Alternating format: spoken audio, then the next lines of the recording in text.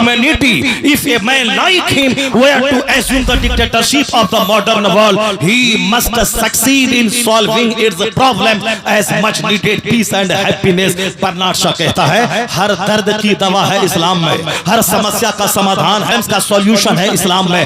دنیا کو جاگنے دے, دنیا کو بیدار ہونے دے, سائنس کو جوان ہونے دے. وہ کہتے ہیں جب دنیا تنگ آ جائے گی اور سکون کی تلاش میں آئے گی تو حضور جب سکون دیں گے تو پھر کہیں گے دنیا کے سارے مسائل کا حل نکل آئے گا اگر مصطفیٰ ہمارے رہنما بن جائے.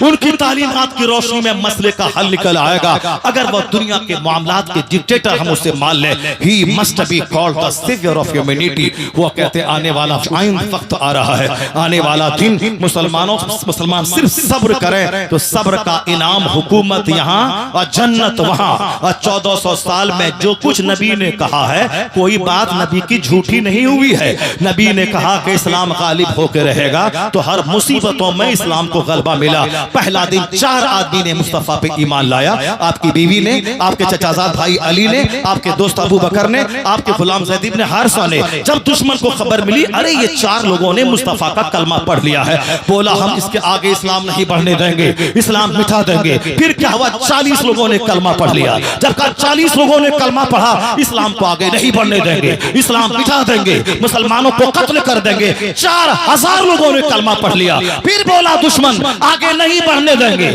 اسے نہیں جینے دیں گے, اسے موت کے گھاٹ اتار دیں گے. 4 لاکھ لوگوں نے کلمہ پڑھ لیا. حضور کے پردہ فرمانے کا کافر انتظار کر رہا تھا. حضور کے پردہ فرمانے کے بعد صدیق اکبر کے زمانے میں اسلام اور مضبوط ہوتا چلا گیا, عمر فاروق کے زمانے میں اور اسٹیبل ہوتا چلا گیا, حضرت عثمان علی کے زمانے میں اور مضبوط ہوتا چلا گیا. امام حسین کی شہادت کے بعد اسلام عرب سے نکلا, بادل بن کے چھا گیا. ہندوستان کے 100 سال پہلے کے مشرک بولے تھے مسجد مٹا دیں گے, خانقاہ مٹا دیں گے, اسلام کا جھنڈا توڑ دیں گے, ٹوپی نوچ لیں گے, داڑھی نوچ لیں گے. یہ 100 سال پہلے بولا.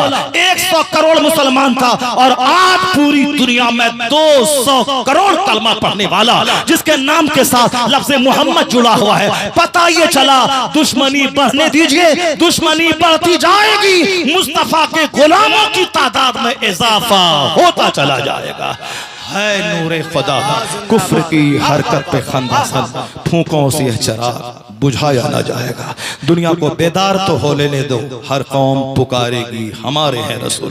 اسلام زندہ باد, فلسطین زندہ باد, ہندوستان زندہ باد, چک پرورا زندہ باد, جشن غوث الورا زندہ باد. اللہ تعالیٰ اس محفل کو قبول فرمائے.